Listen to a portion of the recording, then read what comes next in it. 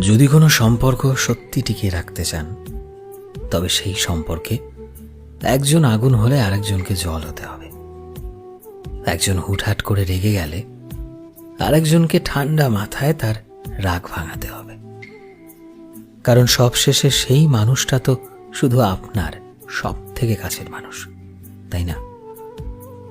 আসলে একটা সম্পর্ক তখনই পূর্ণতা পায় যখন সেই সম্পর্কে দুটো মানুষের মধ্যে বোঝাপড়া থাকে।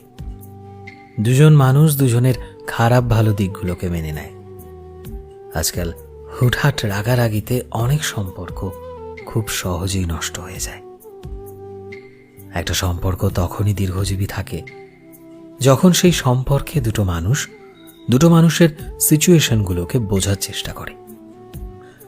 যে সম্পর্কে যে কোনো কারণে দুটো মানুষই যদি রাগারাগি করে, তবে একদিন সেই সম্পর্ক শেষ হয়ে যায়, যেটা আর চাইলেও কোনো দিনও ঠিক হয় না।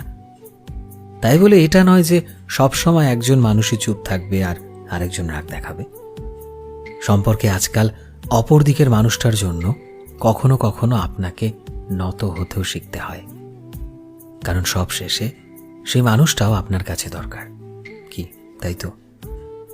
যে সম্পর্কে দুটো মানুষ একে অপরকে বোঝে, তার ভালো খারাপ সময়গুলোতে তার পাশে থাকে, তার অভিমান এবং তার ভালোবাসার মানে বুঝে সেটার মাঝে ভালোবাসার দাগ রাখতে পারে, সেই সম্পর্ক টিকে থাকে সারা জীবন পর্যন্ত, একে অপরের ভালোবাসা হয়ে, একে অপরের ভরসা হয়ে। এবং এইভাবেই একটা ভালোবাসা, একটা সম্পর্ক পূর্ণতা পায়।